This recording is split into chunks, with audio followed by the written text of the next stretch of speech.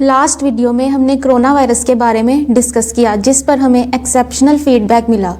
हमारे स्टूडियो ने सोचा क्यों ना इस बीमारी से जुड़े निज़ाम को पूरी तरह से समझा जाए, जिसे उर्दू में निज़ाम तनफ़ुस और इंग्लिश में रेस्पिरेटरी सिस्टम कहते हैं।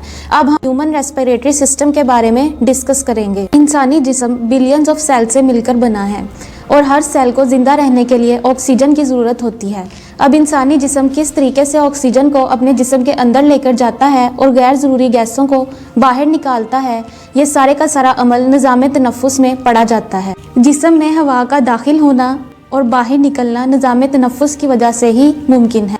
The process of breathing, in which we take air in and out of the body, and all the parts of the body which take part in this process make up the human respiratory system. Human respiratory system consists of two parts, the air passageway and the lungs. The air passageway consists of 8 parts: nostrils, pharynx, glottis, larynx, trachea, bronchi, bronchioles and alveoli.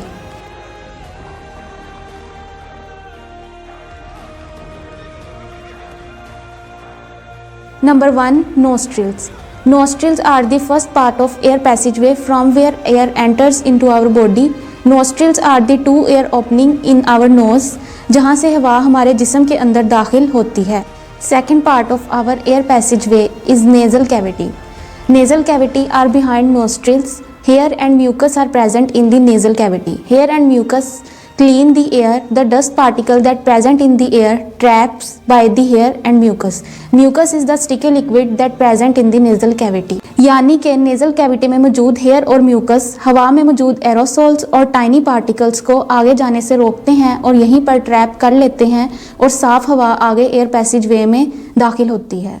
हमारे air पैसेजवे का तीसरा हिस्सा pharynx है। ये nasal cavity के बाद शुरू होता है और ये दोनों खुराक और सांस वाली नालियों के लिए साझा है। हमारे एयर पैसेजवे का चौथा पार्ट ग्लोटिस एंड एपिग्लोटिस है। ग्लोटिस जो है वो फेरेंक्स के फ्लोर के ऊपर एक ओपनिंग है, जिसको एक फ्लैप ऑफ टिश्यूज एपिग्लोटिस ने कवर किया होता है। एपिग्लोटिस उसको उस टाइम कवर करती है जब हम खाना खाते हैं, ताकि खाना सीधा खुराक की नाली एसोफेगस में जाए और विंड पाइप ट्रैकिया की तरफ ना जा सके। The next part of our air passageway is larynx. हवा फेरेंक्स से लैरेंक्स में दाखिल होती है। लैरेंक्स में 2 फाइब्रस कॉर्ड मौजूद हैं। जब हवा फाइब्रस कॉर्ड से गुजरती है तो वो वाइब्रेट करते हैं, जिसकी वजह से साउंड प्रोड्यूस होती है। पैसेजवे का 5वां हिस्सा ट्रैकिया है, जिसे हम विंड पाइप भी कहते हैं। Wind pipe consist of C shaped cartilaginous rings. It protect the trachea from collapsing when there is no air in it. Trachea divided into 2 subdivisions called bronchi. Each bronchi enter into each lungs. Bronchi फेफड़ों के अंदर दाखिल होकर अपने आप को मजीद छोटी शाखों में डिवाइड कर लेती है, जिसे हम ब्रोंक्यूल्स कहते हैं। ब्रोंक्यूल्स के बाद एयर पैसेजवे का लास्ट पार्ट एल्वोलाई मौजूद होता है। एल्वोलाई टाइनी एयर सैक्स होते हैं, जिनको छोटी छोटी ब्लड कैपिलरीज ने घेरा होता है। Alveoli is not only the last part but also the major part of air passageway. It involve in the exchange of gases. Because as you know, alveoli is surrounded by billions of blood capillaries.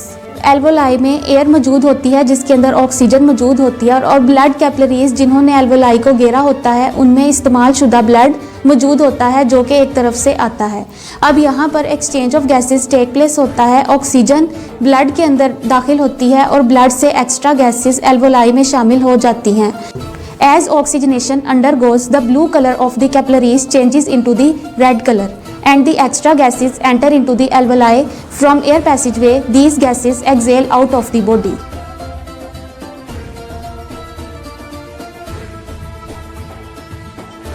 Diseases related to human respiratory system. Number 1. Bronchitis. Bronchitis is the inflammation of bronchi and bronchioles, swelling of the tubular walls and the narrowing of the tubes.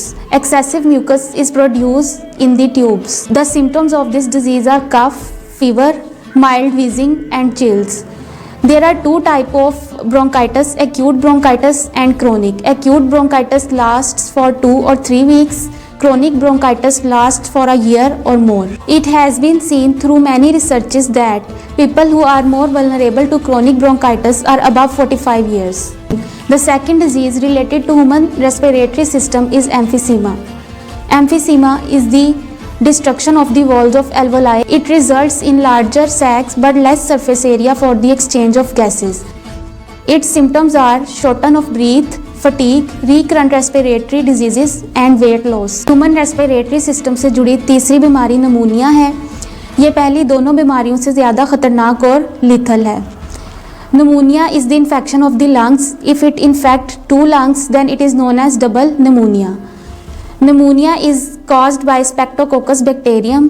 When the bacteria enter the alveoli, it breaks down the tissues of the alveoli wall. Then the alveoli filled with the pus and fluid.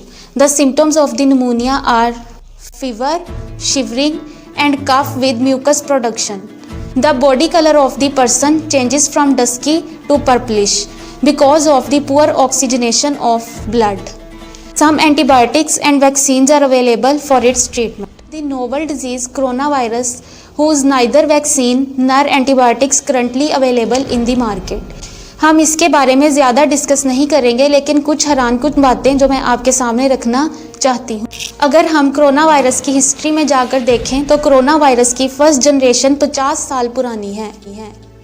Number 2, corona virus, जिन अफराद का immune system strong होता है, corona virus उन पर इतना असर नहीं करता, वो इजीली रिकवर हो सकते हैं। लेकिन जिन अफराद का इम्यून सिस्टम कमज़ोर होता है उनके लिए कोरोना वायरस लीथल हो सकता है। Number 3, if we look at researches all across the globe, then we find that the mortality rate of coronavirus is not more than 4%. Number 3, asthma. Asthma is also a disease related to human respiratory system. Asthma is a disease that is caused by the allergens. It is also the inflammation of the bronchi and also the narrowing of the airways. The symptoms of the asthma varies from person to person. The most common symptom of the asthma is the shortness of breath. Lungs cancer is also a disease related to human respiratory system. Lungs cancer is the disease that is caused when there is uncontrolled growth of the pus cells in the lungs and they form tumors. The symptoms of the lungs cancer are shortness of the breath, coughing up blood and coughing up septum, unexpected weight loss. The risk of the lung cancer is higher in smokers than that of the non-smokers.